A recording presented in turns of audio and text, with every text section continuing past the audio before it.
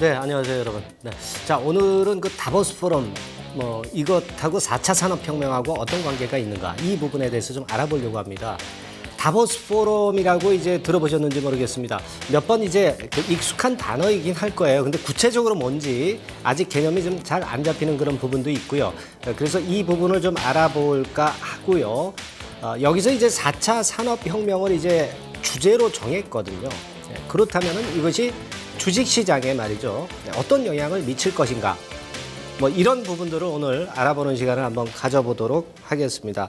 얼마 안 남았어요. 1월 20일부터 23일까지 개최가 됩니다. 우리가 어떤 이슈는요. 막 이슈 지금 나올 거를 생각해서는 이미 늦죠. 항상 미리 앞서서 준비해야 그래야 우리가 거기서 뭔가를 획득할 수 있습니다. 그런 차원에서 미리 알아보는 겁니다. 네. 자, 인트로 기사 한번 보고 넘어가겠습니다. 네.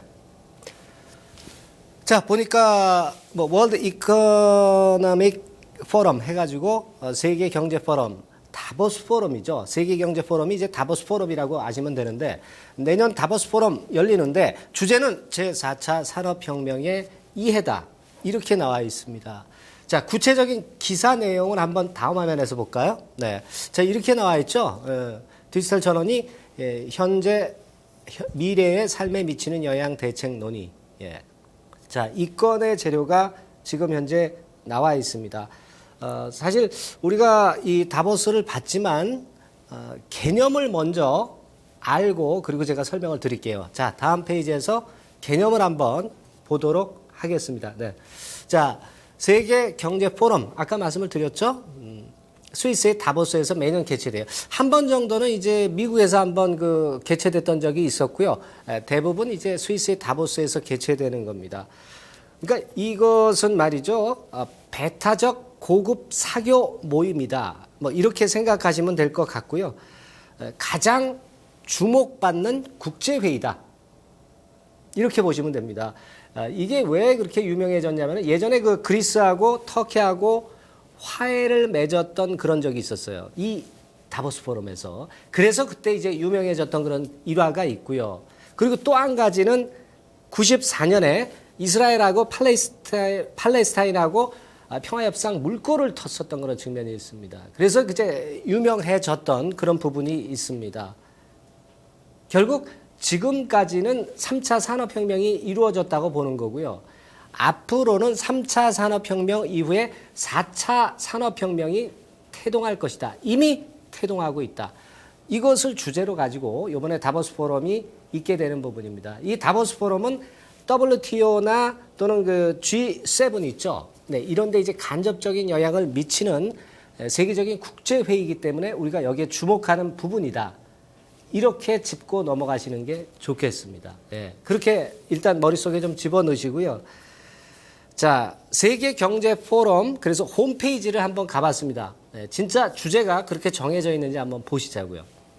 자, 나와 있죠. The First Industrial Revolution 해가지고 이것이 주제로 현재 설정이 돼 있다는 거죠. 그렇다고 한다면은 우리가 이것이 주제라면은 이 4차 산업혁명에 대해서 뭔가 확실하게 우리가 좀 알아봐야 되겠다 이겁니다. 사실은 이게 홈페이지 들어가면 동영상 클릭할 수가 있어요. 동영상으로 보시면 되게 개념이 아마 잡히실 겁니다. 한번 나중에 시간 있으시면 한번 보시도록 하시고요.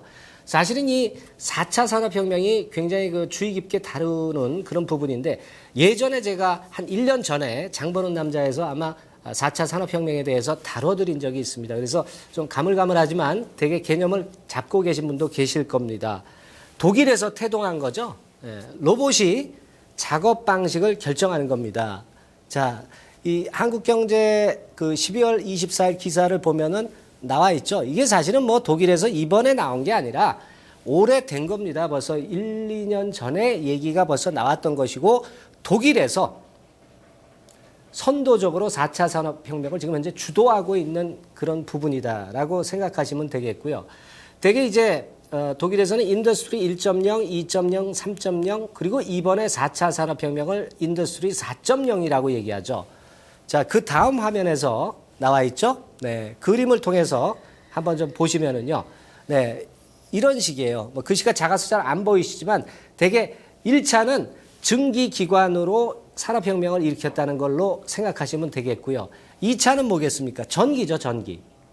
3차는 뭐예요? 디지털 전환입니다. 3차는 디지털화 통해서 자동 생산을 한다. 그렇게 보시면 되겠고요. 4차는 융합이에요, 융합. 네, 많이 들어보셨을 겁니다. 물리적, 생물학적, 디지털적으로 융합을 하는 것이 바로 4차 산업혁명이다. 이렇게 보시면 됩니다. 그러면 이 4차 산업혁명에는 부수적으로, 세부적으로 가면은 많은 개념들이 있을 겁니다. 자, 그렇게 일단 개념을 좀 잡으시면 되겠고요. 산업혁명이 그럼 어떤 식으로 전개되어 왔는가? 잠깐 산업혁명 일지를 한번 보겠습니다. 자, 이런 식이죠? 아까 제가 말씀드린 게 그대로 나와 있는 거죠. 1, 2, 3, 2번이 4차 산업혁명인데 대개 2020년 이후로 전망하고 있지만 벌써 진행이 되고 있습니다. 벌써 시초는 시작이 됐다. 저는 그렇게 보고 싶고요. 따라서 이제 제조업 혁신 단계를 우리가 한번 생각해 볼 필요가 있습니다. 그러니까 다음 그림을 통해서 보면 1, 2, 3, 4차 나와 있죠? 융합이라는 아까 말씀드린 큰 개념이 있고 사물 인터넷이나 시뮬레이션 기계 스스로 판단하는 거 인더스트리 4.0 제가 말씀드린 부분이 전부 포함되어 있는 그런 부분입니다. 자, 그럼 한국은 어떤 식으로 진행돼 가고 있는가? 사실 한국은 인더스트리 4.0이 아니라 그것도 제가 얼마 전에 말씀드렸습니다. 제조업 3.0을 새마을운동처럼 하려고 하는 그런 부분이죠.